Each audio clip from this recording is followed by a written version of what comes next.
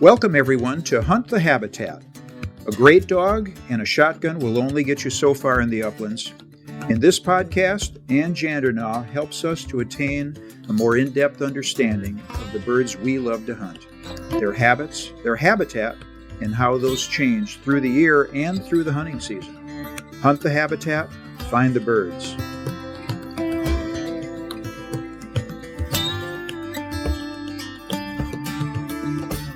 Welcome back to Hunt the Habitat. We're almost there. In some states, we're already there, but we're already starting the season for 2025.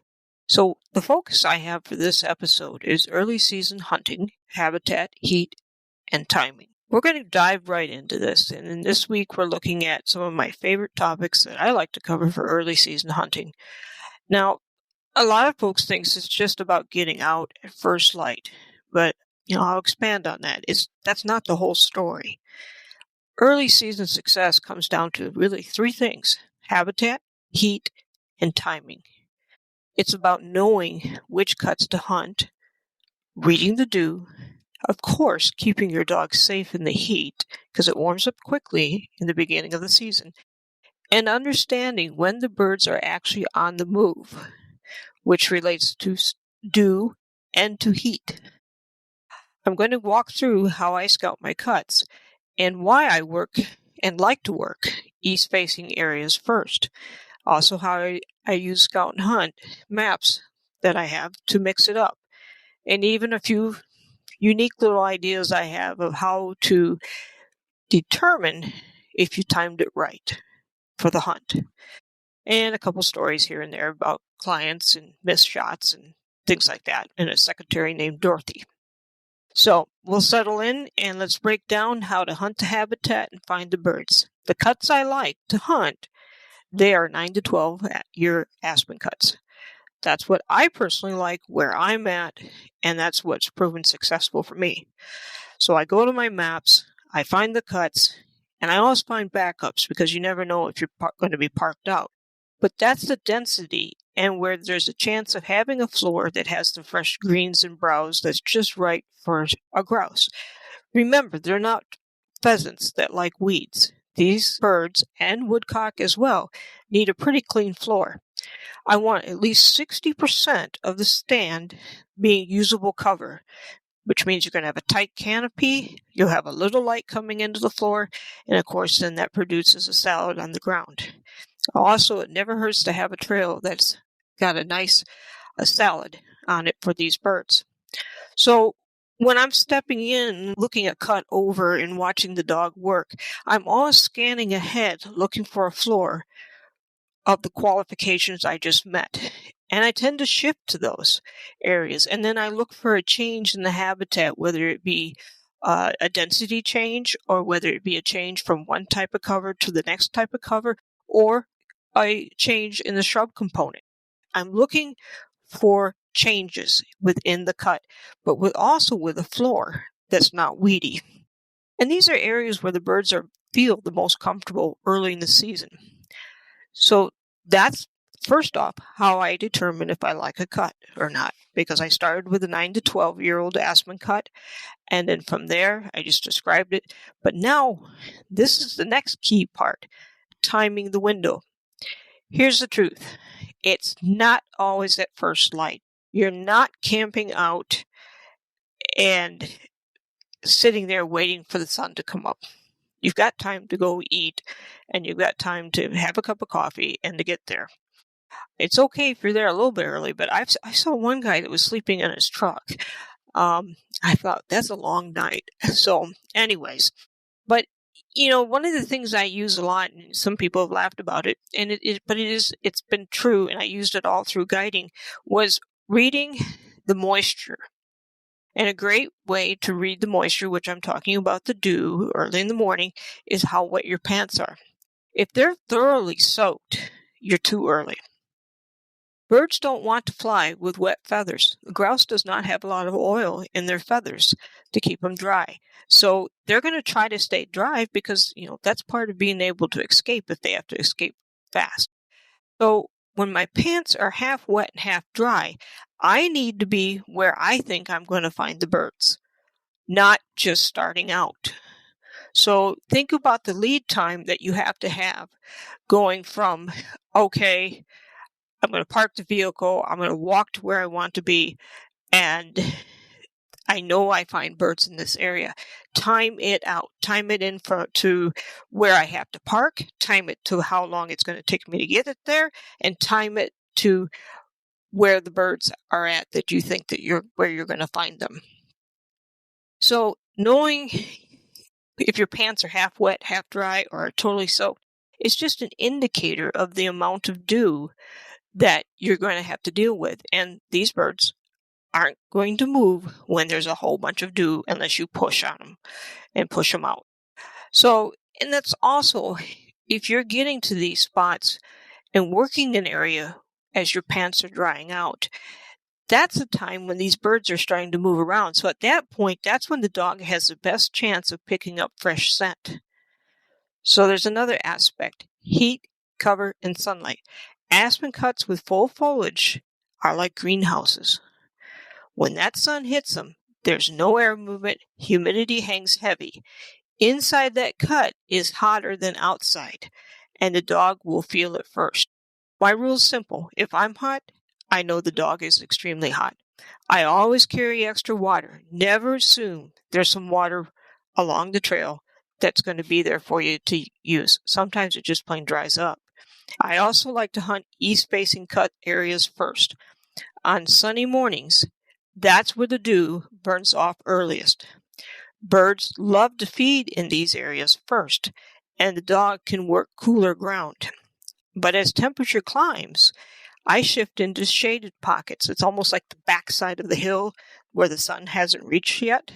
Those areas are cooler, and more often than not, I'll find the birds sliding into those areas on my way out, so I can extend my hunt just a little bit. So I'm hitting the areas where the sun first burns off the dew, then I'm working my way to where it's a little more shaded and it's going to cool down for the birds. And they use a lot of times go in those areas, those type of areas, to loaf. I use Scout and Hunt, and this is where my maps come in. I always use it to mark my cuts. I always keep backups in case I'm parked out. So using Scout and Hunt is being able to look at a cut, where to be on what side of the cut, and where to be exiting the cut. And I also use it for a backup plan if I get parked out of where I want to first go to. And when you're looking at a cut that you first drive to, if the front part of the cut looks like a herd of buffalo has stampeded through it, it's been pressured. That's my key right there that, oh my word, there's been a lot of people through here. At that point, I'll slip in on the back, or I'll work the side to the back and then come back around and work the back to the front. Birds learn off of the patterns that people create. And sometimes success is just about beating to your own drum. And what I mean by that is don't follow the herd. Go the long way around and come back and reverse it. Another aspect that you're going to want to do, and say you're lucky enough that you bag a bird, okay? You can tell if your timing is on or if your timing is off. And so, like I mentioned earlier, I like to find the birds when they're first feeding, when they're moving, not when they're sitting, waiting for the dew to come off, and not when they're sitting and it's gotten hot. I like to find them when they're feeding. So here's the key. If you bag a bird, you have an opportunity here to check your timing. An empty crop obviously is too early.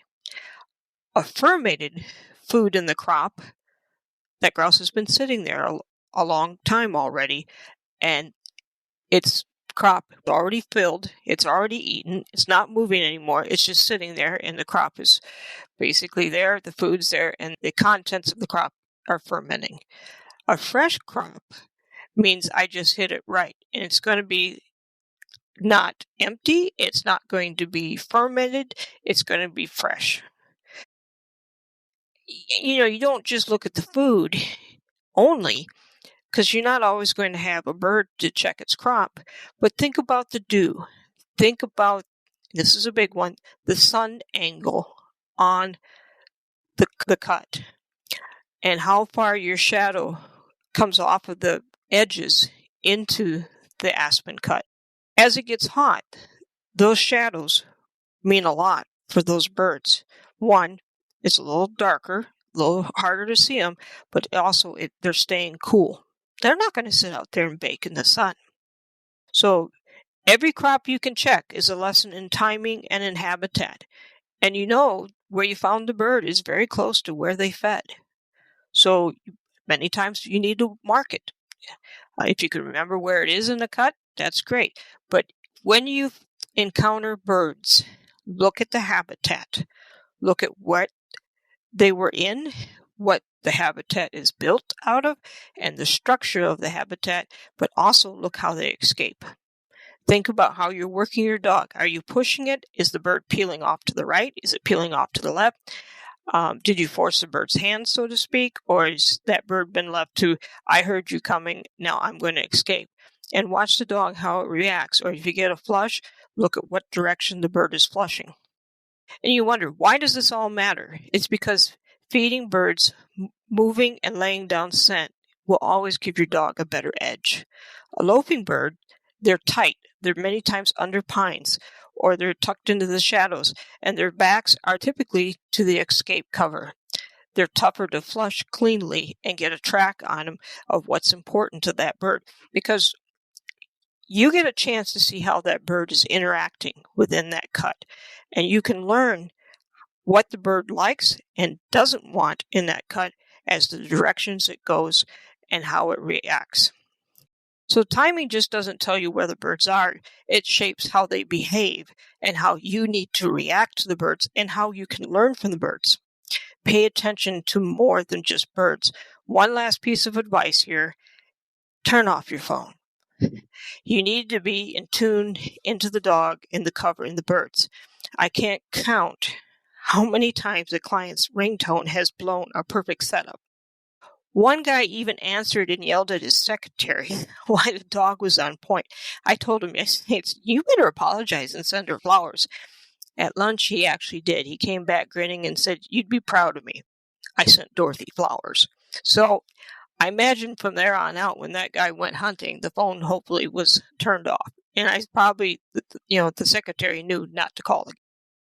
So let's jump into dog care and heat. That's a big part of my life, is the taking care of dogs. I've owned hundreds of dogs, from racing sled dogs to Elho pointers to European setters and so forth, and I've guided a lot. And to me, the dogs come first. They always come first because we are the ones that have to take care of them. And we're the ones that control the hunt, the length of the hunt, the speed of the hunt, and everything. And it's important to take care of the dog. A dog will run till it drops. And that's not the point of the hunt. The point of the hunt is managing the hunt.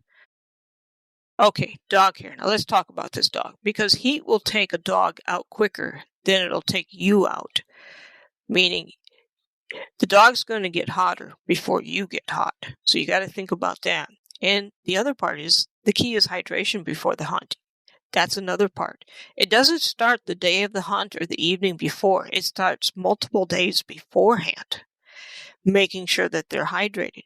You don't want to do a hunt with a dehydrated dog. It's just not good for that dog at all. I mean, they're not going to have the stamina, and you're going to stress them. And so in my sports, and the sports I competed in, and in racing sled dogs, hydration always started days before the race. No different than when I was guiding. Hydration started days before the hunt. You can't play catch up in the truck on the day or the eve of the hunt. And you don't want to hunt with a dehydrated dog. So I would always start the hydration well in advance. One thing I like to use is electrolytes, but not just any mix. I rely on products that are tested in the toughest competition on Earth, sled dog races like the Iditarod and the Alaskan long-distance sprint races. These products have been proven with some of the toughest athletes out there. And these aren't just short one-day field trials or 2 or 3 day or 4-day field trials. These are tested to extremes.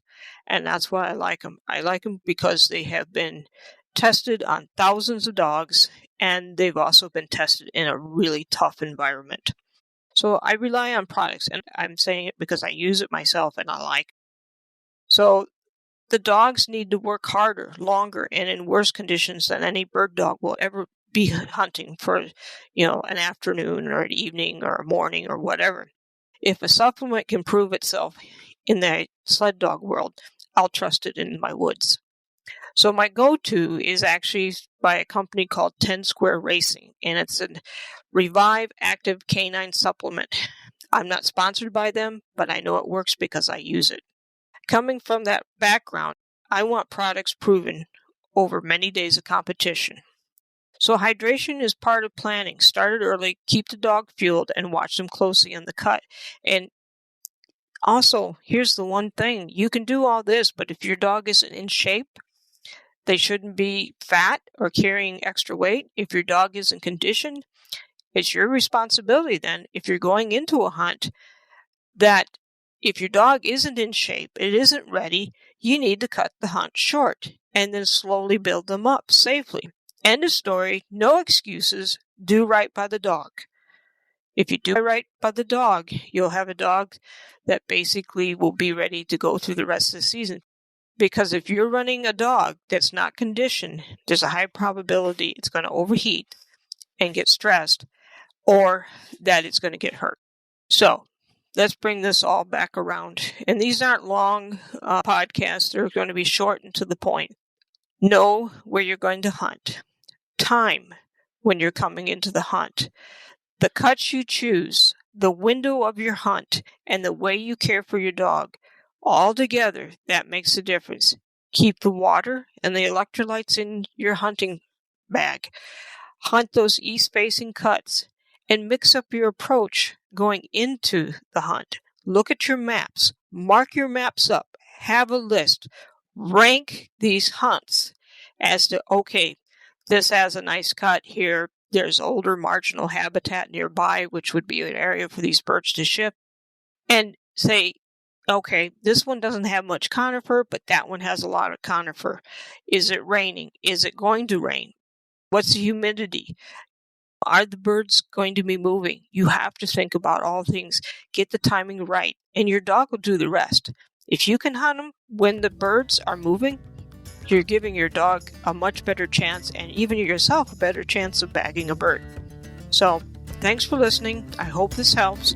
And as always, hunt the habitat, find the birds. Bye.